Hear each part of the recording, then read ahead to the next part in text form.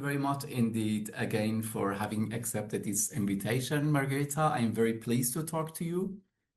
I have a very introductory note about you, and you can add up to that if there is something missing, and then we can start with the question. So, Margherita Pascucci is a contemporary Italian philosopher whose work bridges political theory, Spinoza's philosophy, and Marxist critique. She's best known for her work, for her book, Potentia, Poverty, Marx reads Spinoza, in which she explores how concepts of power, poverty, and collective agency intersect in the thought of Marx and Spinoza. She has done different research, and the focus is on rethinking economic and social relations beyond dominant paradigms, offering new perspectives on resistance, material conditions, and the transformative potential of the poor. So was it correct what I told about you? Yes, Madi, it was perfect. And let me first thank you for this opportunity. First, for the attention to my book, and also for this opportunity that you are giving me. My absolute pleasure. Thank you very much. Before I start with the questions, Margherita, I'm curious to know what brought you to this project? What brought you to this conjunction between Marx and Spinoza generally? I would be happy to hear a little about your intellectual trajectory. Yes. Well, I have been always very much how can I say, engaged in the thought of poverty. Since really I was adolescent, I was an activist. And then when I started to study philosophy, and I was a lover of Spinoza, actually first of Walter Benjamin, and then of Spinoza, and of Marx, of course. And at a certain point, I was in Venice. I remember I had just finished my BA on Walter Benjamin, and I was reading together Marx, Capital, and Spinoza's Ethics. And really, in the morning, I was reading Spinoza, and in the afternoon, Marx. And at a certain point, a sort of intuition came to me, which was that it seemed to me that Capital, Marx' Capital, and Spinoza's Ethics, better, Spinoza's system of knowledge, were working with time in a similar way. So from there, I started to actually deepen this. More than insight, I think it was a feeling, really, reading the two. And so I started with the Heft Spinoza, which is the book that, let's say, a series of quotes that Marx took from reading Spinoza in 1841, reading the theological political treatise and the letters of Spinoza. And so I started to read and study the Heft Spinoza, and from there I really tried to reconstruct and first to check, and then if really this intuition that capital works with time as the imagination in Spinoza works with time.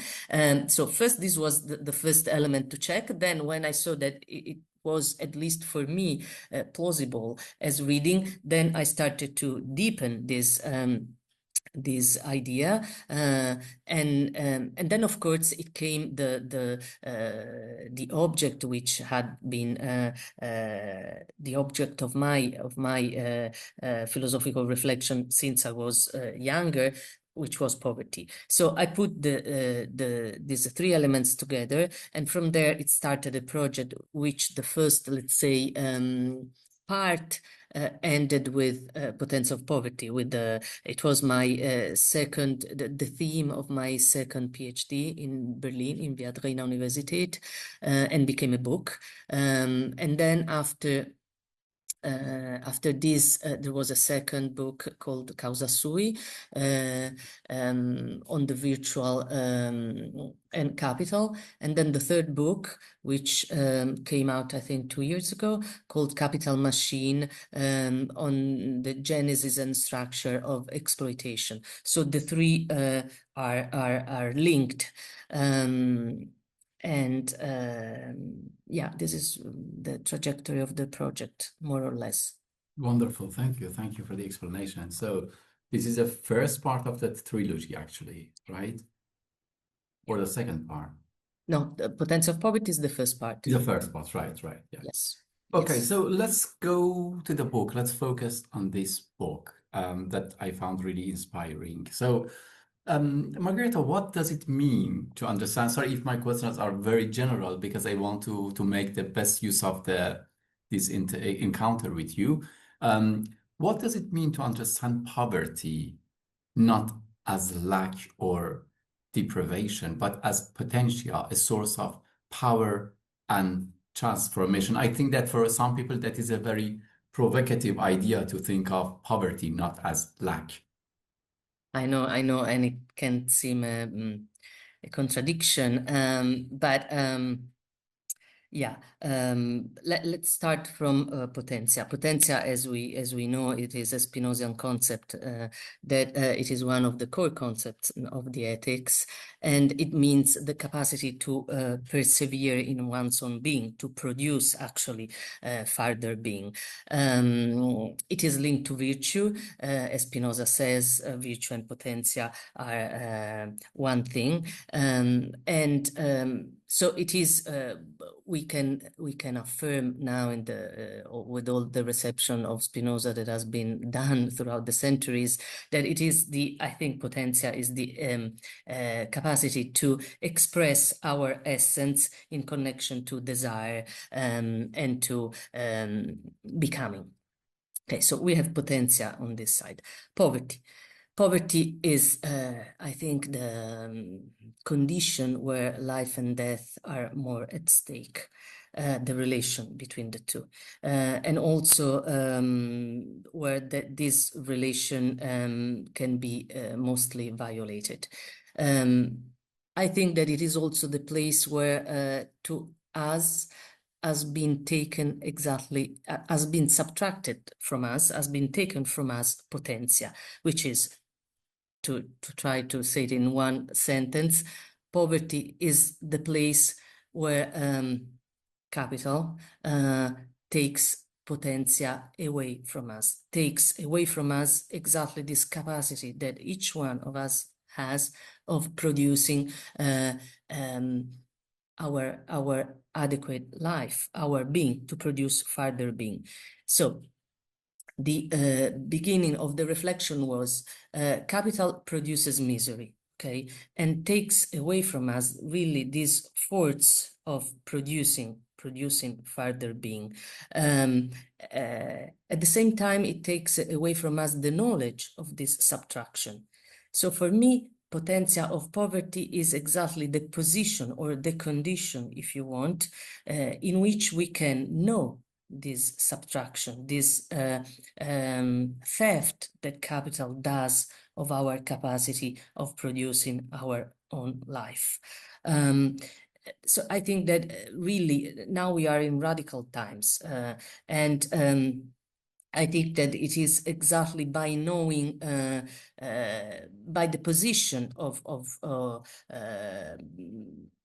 poverty, of the poor, that we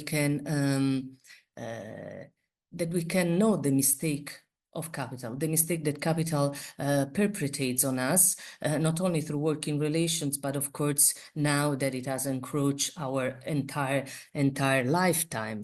And I think that Potentia of poverty has the forces concept to reveal the mistake of capital. And this mistake has many faces, if you want. I would say that, to me, four are the most important, the most interesting, and these are the ontological one, which concerns the being, and it touches, I think, the question of war. and also of misery. Then the ethical question, the ethical question which regards subjectivity and the capacity of producing a just life, if you want. Then the epistemological level at which poverty of Potentia can denounce the mistake of capital. And this is the question, for example, I think of democracy, because Potentia of Poverty questions the knowledge produced by this system of production, which is capital. And the last, I would say, that somehow takes them all together is the political question, which of course concerns labor and the production of subjectivity. And I think that if really Potentia of Poverty can show the mistake of capital and can make us know exactly what has been subtracted from us, mapping the exploitation every time it occurs, then it opens up also possibilities for a new invention of, for example, adequate production, adequate labor, adequate subjectivity.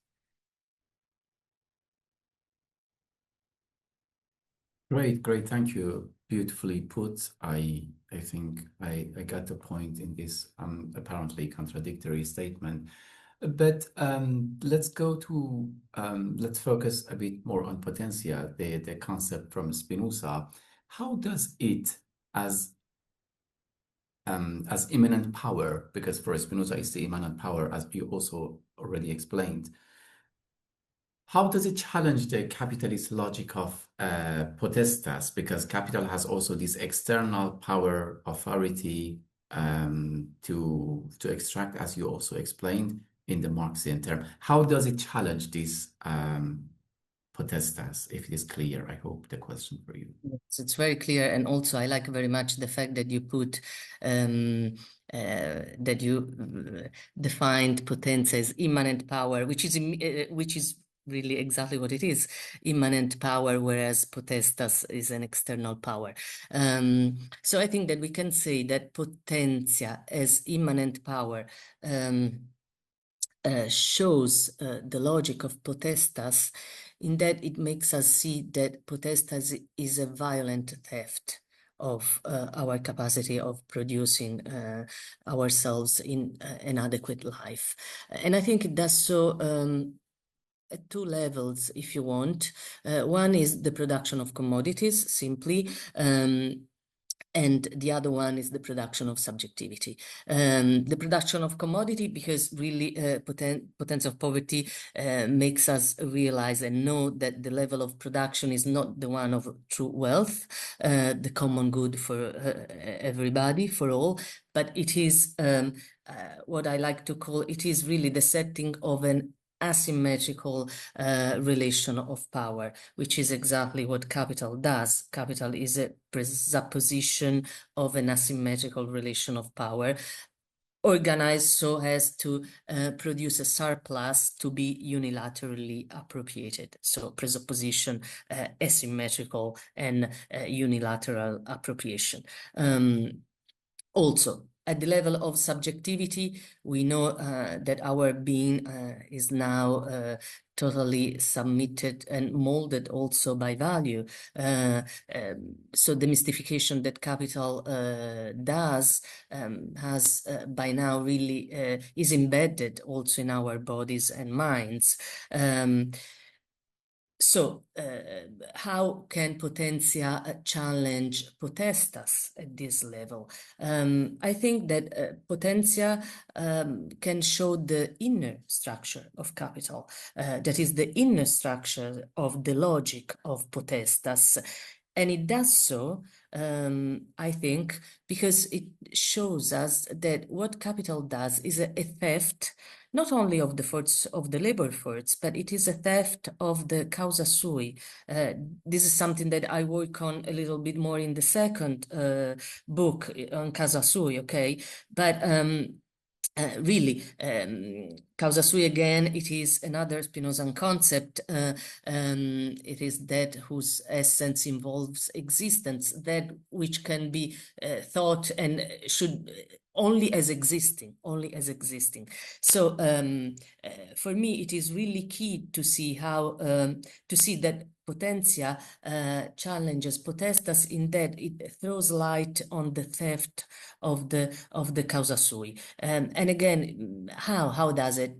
I think that that it shows us. It may seem, I apologize, an abstract definition, but it makes us realize that capital is a very physical metaphysics. It is a very physical metaphysics in that it is again an a priori presupposition of an asymmetrical relation of power. And here I think, and I bring in my research also, Deleuze and Guattari. If you want, there is a beautiful book by Cybertin Blanc. I think it's the state of, no, Marx, presence of Marx in Deleuze and Guattari, where he said, where he reconstructs the presence of Marx in them, and he says that for Deleuze mainly, but for them, capital is a presupposition. So, and this encounters also my reading of Marx and also Spinoza in when, for example, I say that capital is an anticipation, abstract anticipation, meets this this presupposition that it is the status of capital for Deleuze and Guattari. So Potentia challenges the logic of potestas because it reveals that capital is this metaphysics that is an a priori asymmetrical power relation that cages us into this pre-ordered structure. And in doing so, it produces misery and covers a dismeasure. It is not the production of an equivalence, it is the production of a dismeasure. So our task, I think, is to first to know the dismeasure, to map the dismeasure, the exploitation every time it occurs, and then to give to common knowledge the dismeasure, because this is probably the first element to build an adequate knowledge of capital, to build a material knowledge of this metaphysics that actually stills our life. So in a sense, in Causa Sui, this second book, I developed two lines. One, I call it the virtual of capital, but maybe if we have time, we will talk later about this. But the virtual of capital, which is an inadequate knowledge and an inadequate relation, to which I would like to oppose the virtual of the causa sui, again, very in a very Spinozistic mode, if you want, so that to try to work to have a virtue that can become the adequate composition of relations of the bodies and minds. I don't know if this is clear or, yeah. Absolutely. Yeah, absolutely. Thank you. Thank you very much. Yet there is a somehow, I don't know if there is an overlap between Spinoza's idea of, because Spinoza has the idea of surplus of life, and in Marx we have the surplus value. In what way, Margherita, do you think, or do you interpret Marx's critique of surplus value through the lens of surplus of life, or are they at all pertinent in your view? Yeah. Thank you. This is a very beautiful question, and it allows me also to clarify one point, maybe, because the notion of surplus of life or plus of being is mine, is not Spinoza. So sometimes it can be that I make overlap concepts, Yeah, which sorry, is not my. I thought your interpretation of Spinoza. Sorry, yeah. Okay. So I would love to be Spinoza, but I'm not. So to answer you shortly, I have a sort of short answer and then a long answer, okay? But very shortly, it means that the real content of surplus value is us, that is the production of our own being, that we should understand surplus value as ultimately it's a plus of being which is produced, okay? But before, this might be maybe too short, so let me just go back a little bit to how I read the birth of surplus value, so that we can then understand better this concept of plus of being. When I first started this project, I noticed that every time in the history of thought, when we have a conceptualization of value, a strong conceptualization of value, we have also conceptualization of poverty. I mapped some moments in history where these two conceptualizations could be put one close to the other, or one opposite to the other. And also I developed a sort of an alternative path to the reading of the birth and then development of money capital, which is not only mine, of course, but I assembled it like this, more or less. We have the birth of coinage in the 7th century before current era in Greece, more or less. And this is, we have the birth of coinage together with the birth of abstract thought, metaphysics. And this was the research of George Thompson, of Alfred Zonretel, for example, and was taken in the past years by Richard Seaford. Then we have the birth, I think, of valor superadiunctus in the Western Middle Ages. Then we have in the 16th century England the first poor laws, in which poverty became a category managed by the government. And then in the 19th century, the second poor laws, which were a prolongation of the first poor laws, but it is when they became the management of the poor became techne because of the workhouses where they were extracting cheap labor. And then we can say we can jump to the virtualization of production that we have today, or also the infinite exploitation that it is done on us today. And again, this theoretical line sees the asymmetry of exploitation in the continuous production of abstraction and extraction. So if we can think of the birth of money, of coin in ancient Greece, in the 7th century, before current era, I think that we can probably think of the birth of surplus value in this notion of valor superadiunctus of the Middle Ages. Now, this concept is born in an economical theological context at the encounter with the justification of the just profit of usury. Okay, done by the first Franciscan political economists. And this valor superadiunctus stems as a concept, I think, from the seminar ratio. Seminar ratio was a concept in Augustine, St. Augustine, and in him, this was the potency, the potentiality that God puts into the matter for sort of seed that then it is the engine of self-fructification, okay? But what happens with the first Franciscan economists, especially Peter John Olivi? He takes the seminar ratio and defines capital as a seminar ratio of profit, which we commonly call capital. And again, this was a sort of justification for usury, to have a just profit. He also defines seminar ratio as a sort of virtual efficacy inside matter. Matter for him being money, okay?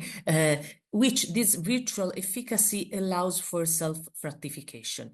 So I think that the first if I may say so, economic original sin is in fact the Middle Ages, with this birth of valor super adjunctus, because at the end it is the manipulation of time, it is an anticipation of time taken as the true machine of valor super adjunctus, which then will become surplus value. Okay, so the matrix of exploitation at the end, I think, is a sort of virtuality which comes to be violated because it is a perspective time of use of that money or body, which is anticipated in an abstract way in value. And this is what I call the virtual of capital. And this is what then I think goes to be the core of the Marxian surplus value. And this, to my mind, marks a path which we can say start with the birth of coinage up to surplus value of economic eminency. We know that the ontological eminency reaches its climax, let's say, with Descartes, with the cogito, with dualism, but we also know that after Descartes comes Spinoza, who says, first, stop. We have here just one substance, and we have virtues as potentia, which means that the substance is really dynamic. It is produced, and this self-rectification, if you want, of the substance is just a differentiation in itself of the matter. But from inside, you cannot divide it into two or so. To this economic eminency, which is birth of coinage, valor super adjunctus, surplus value, I try to oppose, again, following Spinoza's lesson, if you want, a virtual of the causa sui, which is the core of the plus of being. Because it is virtue as an adequate composition of bodies and minds in the social relation, which is value. But in plus of being, value is an ontological value. It is further life and remains inside us. It's not expropriatable from us. Great. I see. Absolutely understandable. I see. It is. I mean, the intricacies are really high, but it is understandable how you come to this concept and this sort of overlap even. But let's go to another thing, another concept that you also, if I'm allowed perhaps to say, perhaps inspired by the laws, I don't know, you can correct me. Another concept that you also focus on is desire, right? And there, the question for me is that what role does desire play in the formation of subjectivity under capitalism, and how can it be rechanneled in any form of resistance, revolution, or anything towards emancipation? Thank you for this. It's true that Deleuze is very present in me, even though I never studied him, but he's really another one of my teachers. So yeah, I would though start, because I mean with the entire Oedipus and Mille Plateau, and also with Deleuze in general, on desire has been said by him almost all, I think. But to answer you, I would like to start from actually a sentence that Tony Negri wrote in the preface to the Italian edition. He wrote at the end of the preface, he said, I think we should do a further passage, which is to tie the experience of poverty to an ontology of cupiditas, desire, that is of amor, love. So I must tell you that since 2006, when he wrote this preface, I have been thinking about this ontology of desire, how to build an ontology of desire or an ontology of love.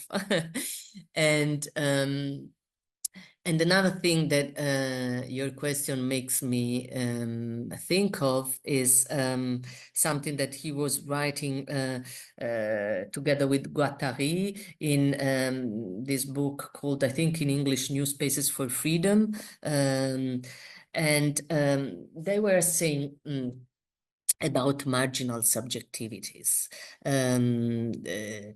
Some passages that remained in me. First of all, that social imaginary can be recomposed only with radical changes.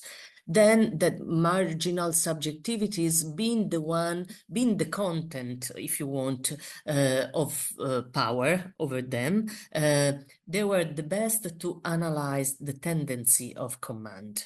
Okay, so the best to analyze it, and also the best to resist to it.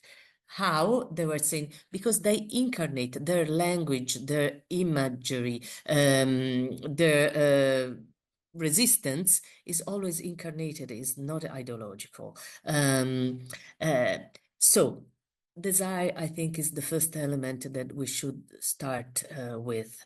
And I think that I didn't systematize it yet, but I think that as chreia, the need in ancient Greece was the first element for the koinonia, for the society, I think that for us now the first element should be desire, but in a very simple way, like I mean, a desire of a Palestinian child, man or woman, to live in their own land with a job, with a house, with movement, free movement and free being, or a desire of a migrant to land in new land and to build her own life, or a desire of a worker who is put in a redundancy fund to go back to his job and to be able to earn a living, you know, or a desire to love whom we want and to become whoever we want to become, you know. So really, desire as the texture of the passage from imagination to action, and also desire as the capacity to somehow actualize our virtualities in an adequate way, would have Spinoza said, and also Deleuze with him. And I think that desire really is an element that can invert what capital, one of the first elements that can be the place of inversion of what capital wants from us, because at the end, capital wants from us, it was to cage us in a pre-ordered structure. Family, binary subjectivity, ignorant workers, selfish consumers, etc., in order to be dominatable as more as capital can. So I think we should start from desire. And desire probably, even though, again, I didn't think yet very thoroughly on it, but I think that we have to keep, let's say, three features for desire. First of all, we should understand it as a collective texture, because it is only with the concatenation of subjectivities that we can reach that point of in which the substance becomes revolutionary. You know, then we have to understand that we are there now for sure. That the role that desire plays is both at the level of the production, the system of production, and the infrastructure of subjectivity, and the two go together, of course. And then I think the third point is that desire is common potentia. As Deleuze was saying, desire is not a desire of an object, but it is the desire to build, to construct an ensemble, to construct a togetherness, if you want. So, for example, when Foucault writes in the preface to Entire Oedipus, that it is the connection of desire to reality that possesses a revolutionary force, then I mean they gave us already the path to build our resistance, I think. So I think our task now is really to build this connection of desire to reality, in order not to leave desire alone, but also not to leave our reality alone, our lives alone. Great, fantastic, Margherita. And since you used the word, I mean, actually, since you elucidated this shift uh, from need to desire, I find it appropriate to ask the next question, I think, sort of, which is how can the figure of the poor be understood as a site of revolutionary potential rather than as a victim to be saved or integrated? Because now talking about desire sort of makes talking about victimhood in a sense redundant, if I'm not wrong. So how can we move from that picture to the new one that is based on desire? Yeah. Well, I think that we can and we should, because in fact, if we think that poverty, as I said earlier, poverty can be the condition and the site where we know from this marginalized and outside position, from this condition, we can know the mistake of capital, okay? But poverty is not only this, poverty is also wedge, I think, in the system, because it is the expression of a discrepancy. It is the expression of something that is that breaks up, that can blow up the system from within. It is really the expression of a rupture, I think.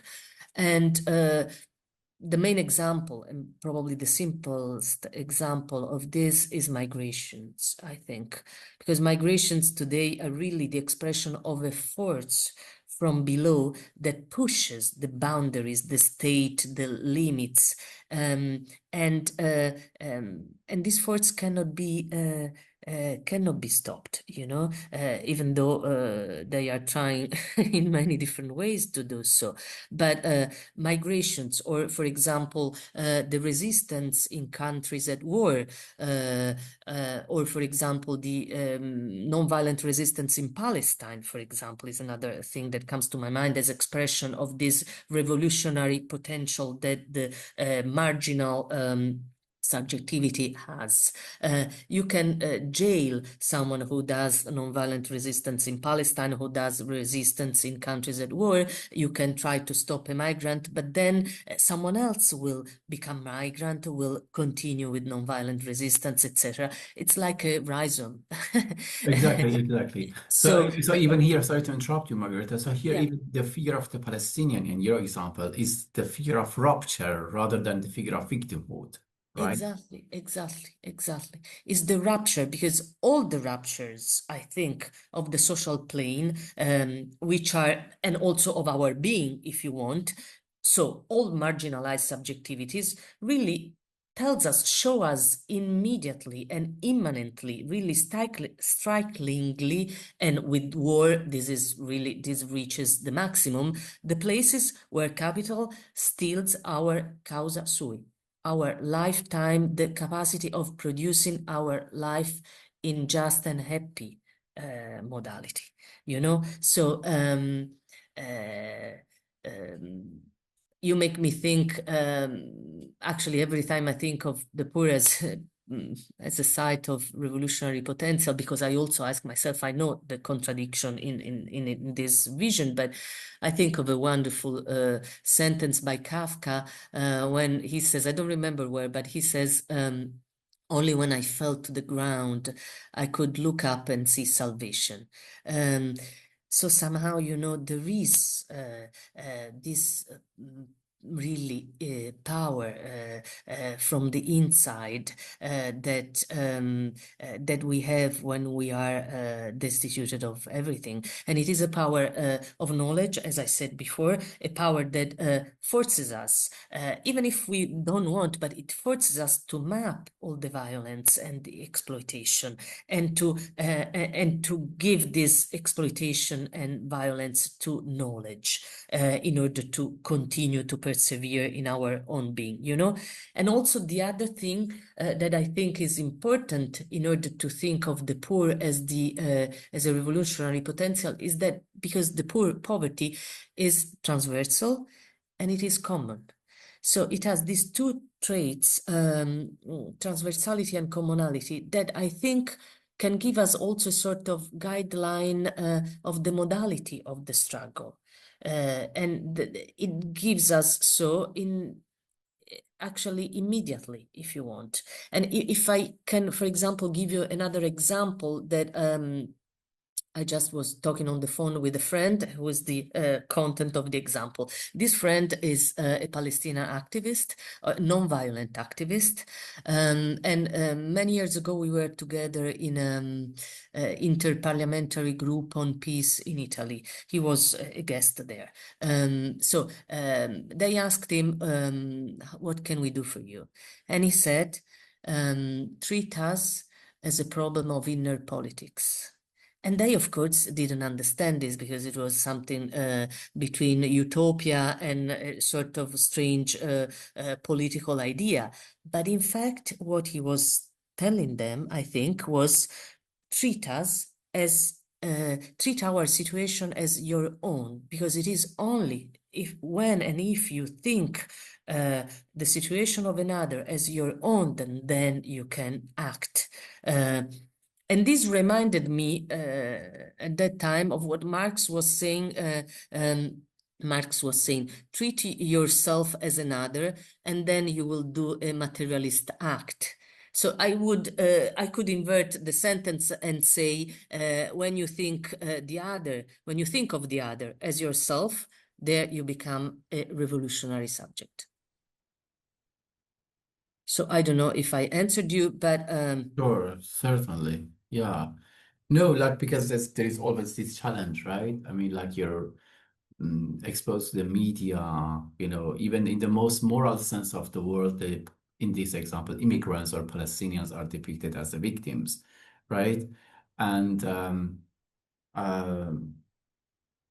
and of course, the person also can internalize that, right? You can internalize yes, this victimhood yes, through yes, ressentiment, through bad conscience, through any sort of, yes, yeah. yes, And yes, so I'm talking about affects and emotions, you can internalize them, right?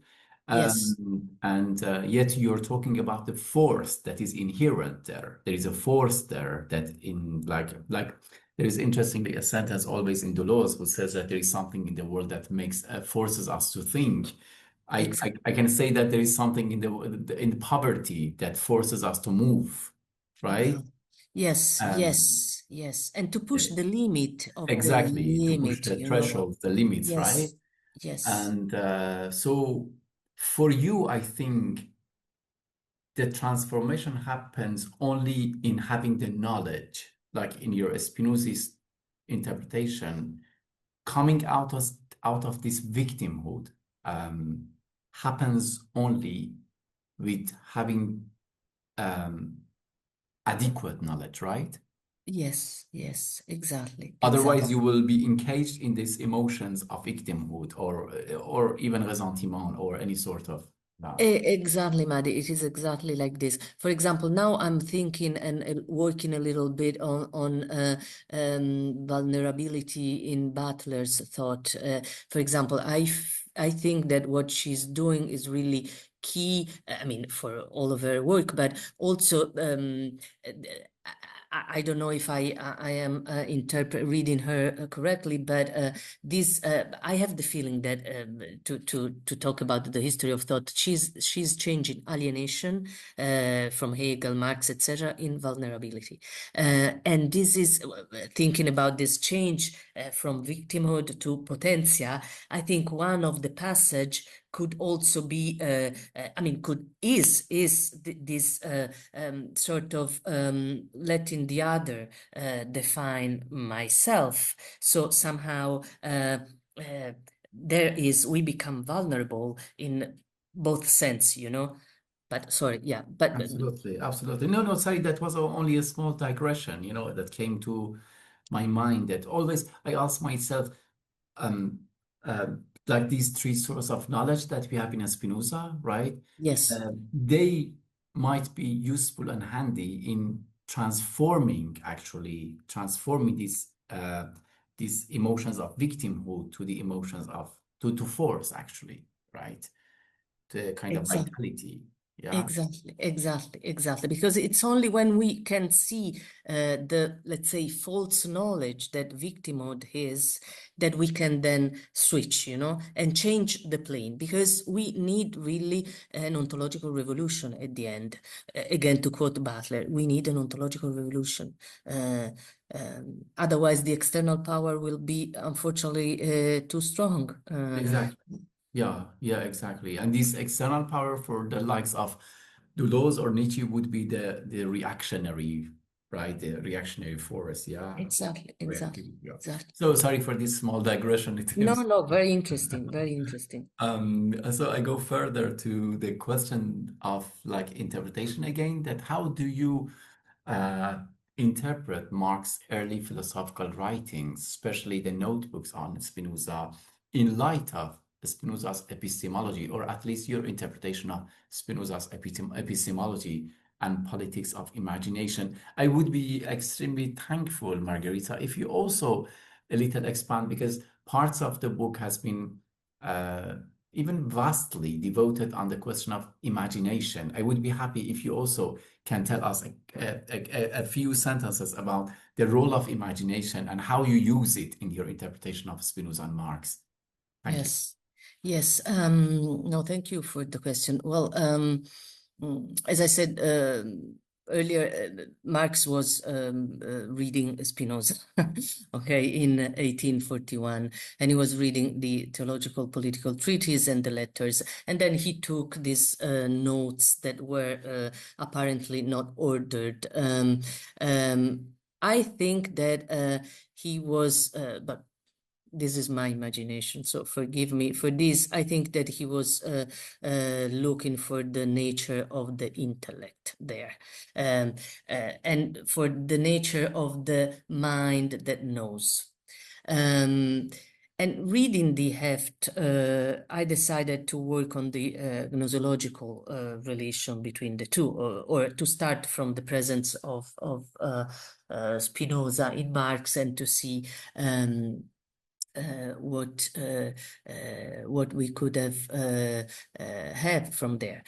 And I found first a parallelism and then a commonality.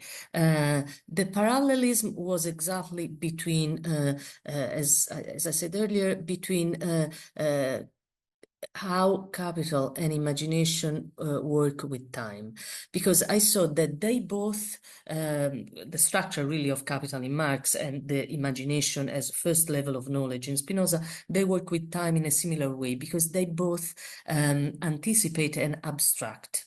Okay, but whereas in Marx, the abstraction uh, aims at abstracting even more, because it aims, the abstraction of value aims at setting this asymmetrical power relation. The abstraction of imagination in Spinoza is in fact aiming, I think, at a material knowledge, because in Spinoza, imagination is the trace of an encounter between bodies, and it is to produce presence out of an absence. Um, then Spinoza says, if we think that imagination as first degree of knowledge tells us something about the nature of the bodies that encountered each other, we are in a false knowledge. But if we understand that imagination is in fact the production of a presence, then we understand that it is a force of the mind. Okay, so it is really a material element for knowing the force of the mind. Now, in Marx, we don't have a material knowledge. We don't have a force that goes toward a material knowledge. On the contrary, capital establishes a conceptual relations. That is, capital doesn't want the elements that are in production, like the workers, to know the entire inner structure of capital itself. So I started to think if we could find, if we could push Marx a little and find in Marx a material element. So this was the first part of the parallelism. Then the commonality. Again, here I found that value in Marx and the common notion in Spinoza, common notion is the second degree of knowledge, are both defined through other. It's like a causa abalio. Why? Because commodity A is defined by commodity B, and then expressed by value, which is C, for Marx. Whereas in Spinoza, the common notion is the knowledge of what is common between a body and another, between my body and your body. So somehow is also a definition through other, if you want, of these two body in relation one to the other, and of the common between the two. But again here, whereas in Spinoza the aim of the common notion is a material, because it is the expression of a commonality, in Marx the value goes value, if it is really the definition of one thing through another, aims anyhow at abstracting even more. So we start from a common thing, but then in Marx we do not get to have a clear and distinct knowledge. We do not have yet the common notion of what capital does. Okay, so this was the starting point. Then I using Spinoza, and we tried to think of how to adequately know capital. Is it possible really to know commodity as a common notion? And from there, I developed a small path that you saw, mainly saying, yes, it is possible to know commodities as common notion, because first we think that commodity are the embodiment of a produced equivalence, but as sooner as we go deep into this material knowledge, we see that in fact it is the production of this measure. So the first common notion, if you want, of an adequate knowledge of capital is poverty. Poverty should be the first common notion, is the first common notion of an adequate knowledge of capital. And here we have this wonderful, wonderful two small book by Negri. One was called Constituent Time, and the other one Kairos Alma Venus Multitudo, which I think are in English both published as Time for Revolution. And he writes there, Negri writes there, the poor is the common of the common. The poor is the producer of that common from which she is excluded. And it is also only the multitude of the poor that can commonly build the world. So if you want, we have capital as this measure, capital as a transcendental machine that tries to take the common away from us, and to take away from us the common knowledge of the dismeasure. So in Potentia of Poverty, we say the opposite. We want to practice this dismeasure because the dismeasure wants to speak out, to speak aloud, and we want to be implanted in the present of the dismeasure in order to, from there, try to think anew both production and subjectivity. So yeah, I would answer like this. Thank you very much.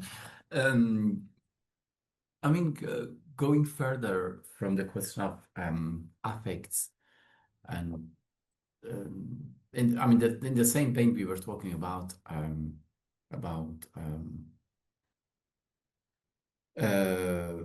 all these sad affects. Interestingly, there is the question of joy that is there in Spinoza and in Spinoza's ethics. So, thinking about revolutionary praxis, what kind of revolutionary praxis emerges when Spinoza's ethics of joy is taken seriously within this Marxist framework that you're explaining? I know that's the very general and even abstract question, but the question of joy and revolution is for me still curious, and I want to know more about it.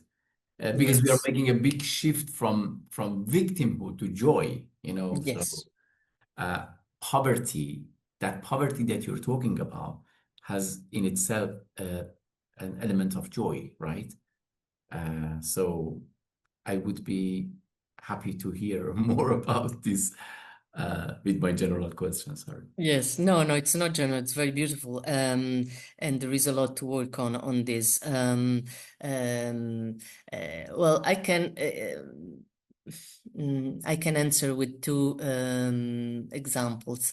One comes to my mind, the definition that Deleuze does of joy, which is the fullness of potentia. And here I would really think again of this. Example of the Palestinian nonviolent movement, because in my life I've been traveling a lot, I've been living in many countries, but probably the fullest example of joy in resistance was done by this nonviolent resistance. And I remember when I was there, really, their practice of nonviolent resistance was thought and done with joy, with this really affirmation, if you want, of an idea of political love, for which, do you remember that wonderful quote, that wonderful actually definition that we find in Spinoza, I think in the fourth book of the Ethics, when he says, a free man thinks of nothing, a wise man thinks of nothing but death, but his meditation is not of death, but of life. And this is exactly what I experienced when I was there with these children, men and women, that every Friday they were going to manifest, to demonstrate peacefully in front of the soldiers, in front of their villages. And what was the lesson there? That instead of thinking of death that comes from the outside, they were affirming life from the inside. And do you remember what, again, Spinoza says about love, to think also of what Tony was saying? We need to tie the experience of poverty to the ontology of love. Love is the idea of an external cause that coincides with my cause of being. So what they were doing was exactly this, to try to set a new level of political love, where the external cause coincides with my cause of being. So this would be the let's say, the first answer to your beautiful question. And the second one is that I'm trying to work now on a concept of revolutionary materialism. And for me, revolutionary materialism, again, thinking of Tony Negri, simply because I'm started to think about this concept because 2 weeks ago there was in Paris a tribute, a conference organized by Séminaire Capitalisme Cognitif as a tribute to Tony Negri.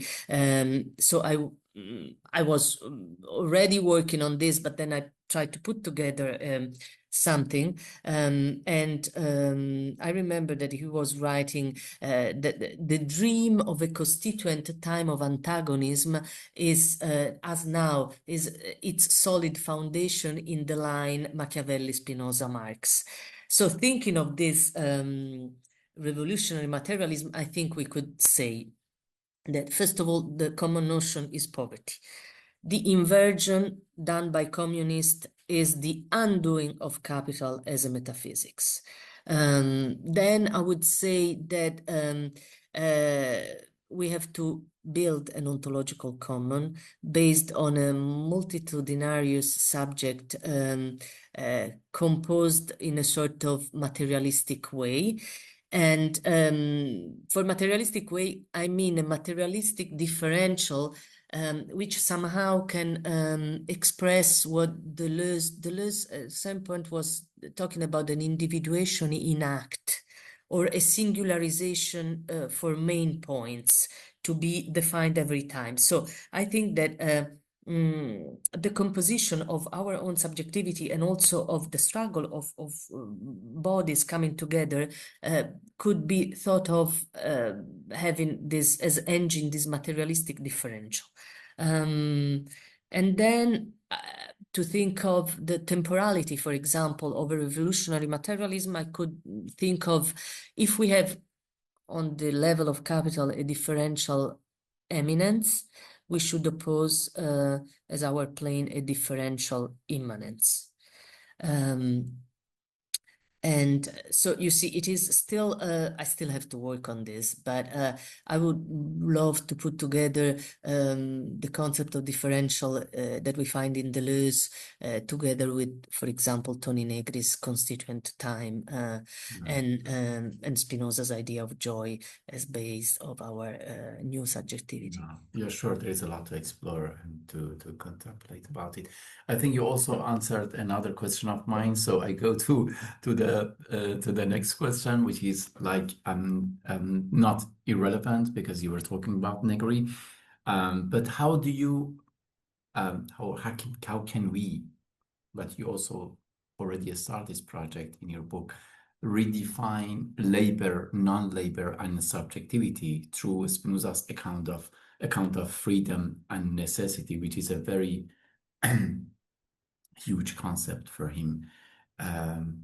So again, a huge question for you, and thank for your patience. It's so beautiful, Maddie, also because I feel that we are synchronized. That is, your next question really takes the same tune of my thought. So yeah, this is another very important question, and I think that the great heirs of Spinoza, like Toni Negri, Jules Deleuze, but also Balibar, and also Judith Butler.